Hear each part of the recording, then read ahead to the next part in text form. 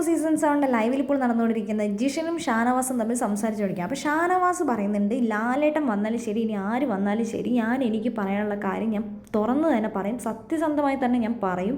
നെവിൻ്റെ കാര്യത്തെക്കുറിച്ചാണ് പറയുന്നത്.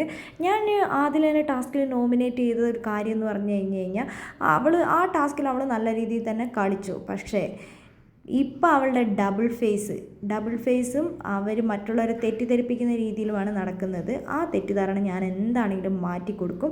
ചില കാര്യങ്ങൾ നമുക്ക് മാനസികമായി നമ്മളെ ദ്രോഹിക്കാൻ വേണ്ടിയിട്ട് അവർ മോശമായിട്ട് ചെയ്യുമ്പോൾ അതിനെതിരെ ഞാൻ എന്താണെങ്കിലും പ്രതികരിക്കും. ഞാൻ അവർക്ക് ചുട്ട മറുപടിയും കൊടുക്കുന്നതാണ് ഷാനവാസ് പറയുന്നത്.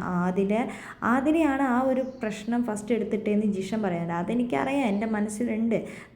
ചില കാര്യങ്ങൾ നമുക്ക് കാണുമ്പോൾ നമ്മൾ അവരെ ദ്രോഹിക്കേണ്ട, അവർ പോട്ടേന്ന് കരുതി നമ്മൾ വിടുമ്പോൾ അവർ നമ്മളെ മാനസികമായി ദ്രോഹിക്കുമ്പോൾ നമ്മളതിൽ എന്താണെങ്കിലും ഞാൻ തിരിച്ച് മറുപടി കൊടുത്തിരിക്കുന്നു പറയുന്നുണ്ട്. നീ എല്ലാ കാര്യങ്ങളും മനസ്സിലാക്കിയിട്ട് മറുപടി കൊടുത്താൽ മതി എന്ന് ജിഷൻ പറയുന്നുണ്ട്. നീ ഇതിലൊക്കെ ഒരു വ്യക്തത വരുത്തണം, നിൻ്റെ ഭാഗത്ത് ന്യായം ഉണ്ടോ എന്നൊക്കെ നോക്കണം.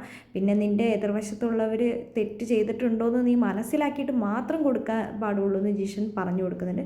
ജിഷനോട് പറയുന്നുണ്ട്, 100% ഞാൻ ഉറപ്പ് വരുത്തിയിട്ടാണ് ഈ ഒരു ഡബിൾ ഫേസ് ഞാൻ കണ്ടുപിടിച്ചതും ആ ഡബിൾ ഫേസ് ഉള്ള ആൾക്കാർക്ക് ഞാൻ പണി കൊടുക്കാൻ പോകുന്നതെന്നാണ് നമ്മുടെ ഷാനവാസ് പറയുന്നത്.